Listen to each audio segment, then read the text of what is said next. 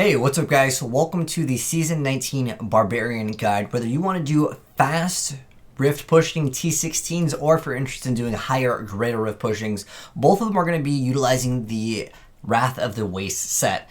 But anyways, let's go ahead and hop right into some gameplay and then I'll go ahead and explain the build. But to sum it up, basically the Whirlwind got a huge buff because it's a Rend Whirlwind Barbarian where you're going to be able to apply the effects of Rend when you actually just go ahead and attack. With the new bonus buff of Ambo's Pride, makes it so attacking with Whirlwind also applies Rend, and the total of damage of Rend is dealt over 1 second. So you're going to be dealing massive amounts of damage over a very short period of time. So we're in a T16 right here. We're going to go ahead and do half the gameplay showcasing off the speed build, and then we're going to go ahead and show the greater rift pushing build over here. There's not really too much of a difference between both of the builds, other than one of them is obviously going to be slower because you're not running certain items to make things a little bit faster. And also you kind of lose out on leap because you definitely want to group up the enemies when you are pushing with the greater rifts, because it makes things so much easier because the enemies will actually ignore the other enemy's unit collision. But with the speed build, it's pretty easy. This is a very popular build right now. In fact, Barbarians are seeing the most play right now because Barbarians definitely needed a buff and they finally got it right now in Season 19. So what you're going to be doing is just passing through the enemies. Don't worry that they don't die from the first initial hit. They will die due to the Rend damage, not the Whirlwind damage. Essentially, Whirlwind is applying Rend, and so you see you just walk right past them, and they'll just melt. And then you'll just use Leap to get across certain gaps, or if you feel like the density just isn't enough for the area. And this is an excellent map for this. And we're also running the Flavor of Time, and we're also running the Gloves of Worship. This is just going to improve your speed significantly. As you guys can see, we're going faster and faster also with the Pandemonium buff. So let's go ahead and swap builds, but I want to also explain the build now that you guys have seen some gameplay and get kind of an idea of what you're going to be needing to do. Basically, with the speed build, you're going to actually utilize Leap, Iron Impact, and that's going to give you extra damage mitigation in addition to also having damage mitigation with the Band of Might. Look how much toughness we actually gain. Technically, we're also getting toughness through Taekook, but the amount of toughness you gain just from leaping is insane. And the reason why we're getting so much is because of the Band of Might. So, as far as the fast build goes, which is what I have equipped here, keep in mind I might not have everything rolled perfectly, but I will basically explain what you're going to be wanting on every single piece of equipment. But I first want to explain the difference between the two builds, because these are the differences between the fast build and the greater rift pushing. So the main difference is with the fast build, we're going to be utilizing the Gloves of Worship, and then we're going to be also utilizing Nemesis, or Mortix Brace inside the cube here. You can swap either one, it doesn't really matter. I mean, both of the effects are going to be applied at maximum potential because it's just an effect. Mortix Brace is actually something that is for Wrath of the Berserker. It actually makes it so it gains the effect of every rune. This is also something that is new to this season here. But basically, those are the main differences. And also, since I don't have the cooldowns perfectly, I am running Obsidian Ring of the Zodiac with the Gogok of Swiftness. You still want Obsidian Ring. It doesn't matter if you go ahead and cube this, but for the Greater Rift pushing, you're going to be wanting to actually run the Convention of Elements, as well as Bane of the Stricken, because that's going to make the fight against the Rift Guardian much easier. So those are the main changes, in addition to having Bulk Kathos set. So Bulk Kathos makes it so with the 2-piece bonus, you're going to have increased free regeneration, but that doesn't really matter too much. It's during Whirlwind you gain 45% increased attack speed and movement speed. We're really here just for that movement speed because that's what we want with this.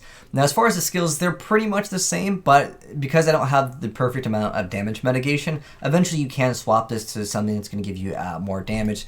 Specifically, the Brawler is a good option to have as well, but you can also run Ruthless. Most things will melt anyways if you're doing speed runs, so you don't need to do additional damage because you're essentially one-shotting them all with Rend in the first place.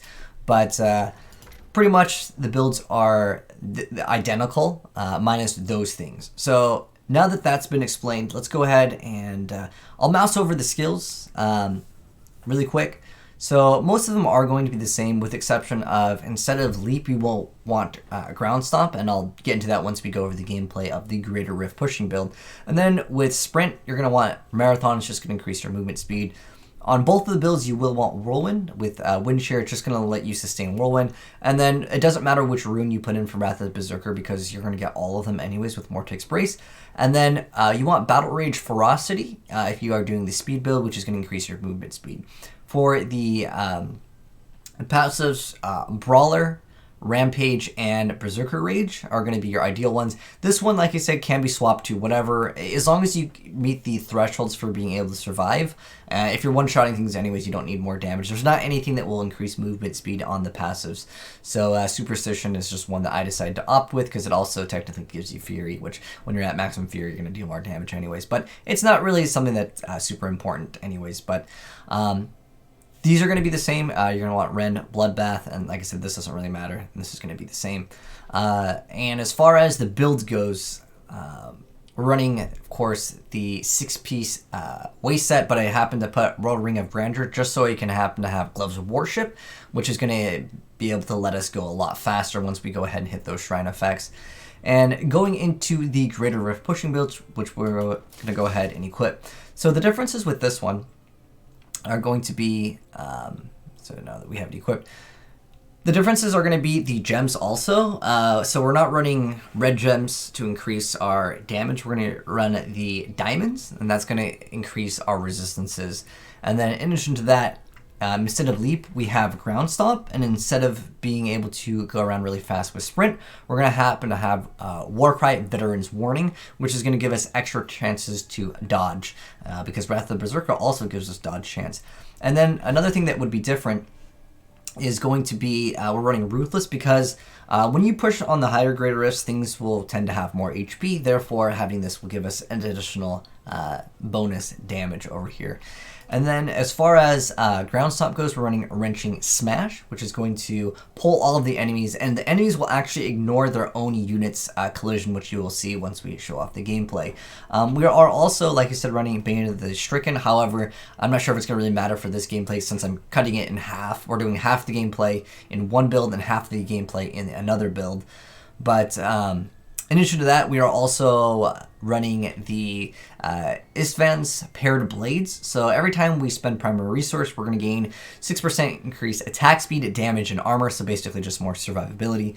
And then on both of them, you will run Lamentation, which is going to make it so Ren can stack up to 2 times on an enemy, and its damage is increased. This is something that's the same on both. It really comes down to just this being different. And I'll go over what you're going to be looking for in each item in just a moment, but I wanted to show off the gameplay first. But like I said, the Bane of the Stricken is just for Rift Guardians, pretty much. You'll melt most of the things quite fast. But I don't want to do like one gameplay of the Greater Rift and then one gameplay of the other one, because then the video would be really long. But I just want to showcase off the differences between both of the builds. So obviously it's going to be slower, and since we're not on like a GR100, things will melt quite fast anyways. But let's go ahead and activate all of these effects. And then also another difference is Swords to Plowshares, which is going to make it so critical hits heal us and our pets here. And so with the Ground Stomp, that's going to group up all of our enemies. So like I said, this build is a little bit slower than the fast build, because obviously the fast build is supposed to be fast. But what we're able to do with this is just group up all the enemies, and you can see that we're able to whirlwind and just get that instant proc on them very, very, very fast indeed. Yeah, I know it looks a lot slower, and that's just simply due to the nature of this build over here. It almost feels like we don't have movement speed, but it's because I've gotten so used to playing the other build that it just looks so incredibly slow. But yeah, basically when you see the elite group, again, we are on T16, so things will melt quite fast, but things will melt fast regardless, and I just wanted to showcase off both of the builds in one rift so I didn't have to swap, and this is the way we're going to do it. I'm going to just group them up. But you'll see my toughness is absolutely insane right now. And you also want to ground stomp proc your Band of Might anyways in the first place. But we'll go ahead and finish off the Rift Guardian, and that will pretty much round off the video here. But also trying to sometimes watch when your Convention of Elements is going to be going up. That can also be something that's kind of nice and important. So what we're looking for is actually physical, but like I said, I'll go over every single stat that you're going to be wanting. And this build is very similar to all Kaisers. In fact, almost everyone's running the same one, but I'm not sure if he came up with it first, but he's another guy that usually pushes the leaderboards with Barbarian.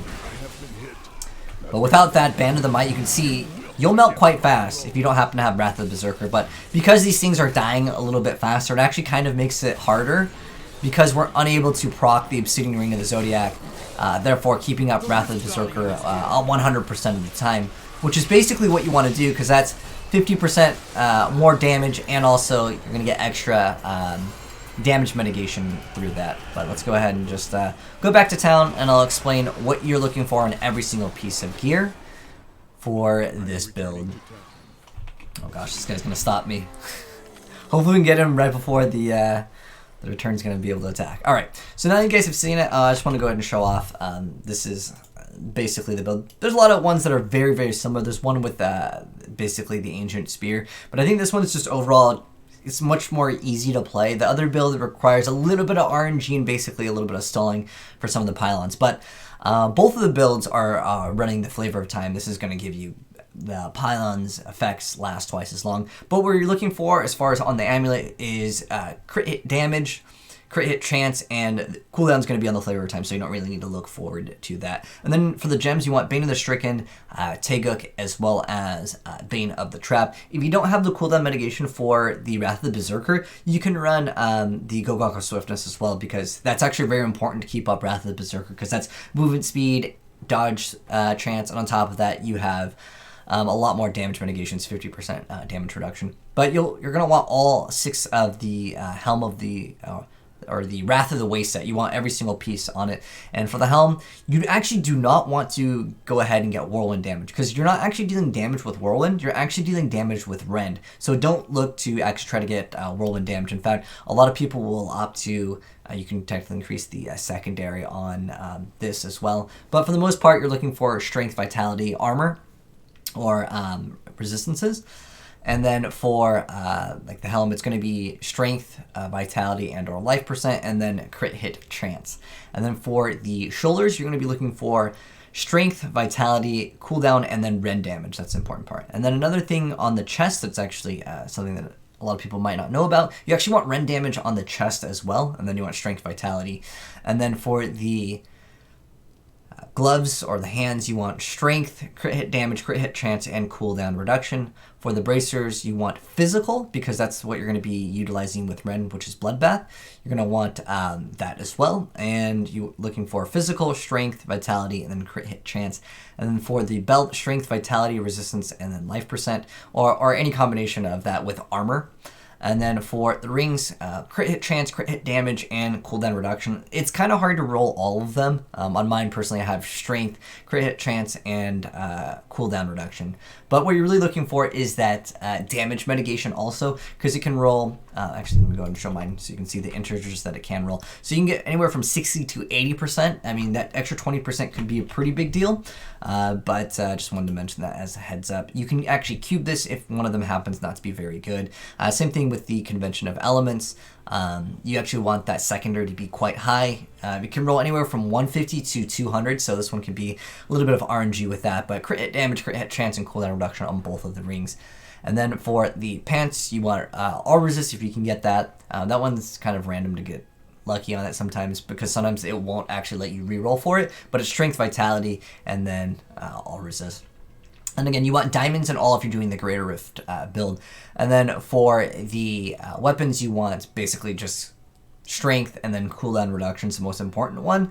The other stat doesn't really matter on it. You can get damage, you can get other things, but the most important thing is really, like, you're going to want the strength. It's a huge integer, but basically you just want that cooldown reduction on. That's the most important thing. And then for the fast build, it doesn't really make too much of a difference. Pretty much every single one of the things is going to be the same as far as like what stats you want on the items. It's just like the items itself are different. But in the cube, For both the builds, you want Ambo's Pride, and then you're going to want Mantle of Channeling for the Greater Rift pushing build, and then either equipping the Nemesis Bracers, or you can go ahead and have Mortix Brace in the Keep. It doesn't really matter. And then Obsidian Ring of the Zodiac on both of the builds for Wrath of the Berserker.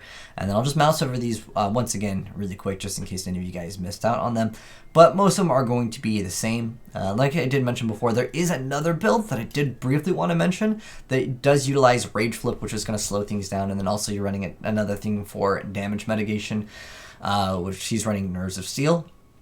But this one, it's a little bit more difficult to play, but I did want to just mention it as a heads up. But pretty much everything is going to be the same for both of the builds. And this one's going to be technically more tanky because it is running the Aquila, which is going to give you damage mitigation once you're at above 90% primary resource, but you will lose out on 25% damage. That's the swap. But pretty much those are the builds that people are indeed running, and I'll just go ahead and swap back right here to the fast and equip it. But those would be the differences. Here, we'll just do this so you guys can visually see, I guess, the differences. This one doesn't really matter at the Superstition. You don't have to run this one. It's just so I can be able to utilize spamming the Sprint Marathon, because it does cost Fury, and this can kind of help with that. But you're pretty much good to go on it. Again, the biggest differences with the changes are pretty much just running Bulk Hathos and then the Gloves of Worship and Nemesis.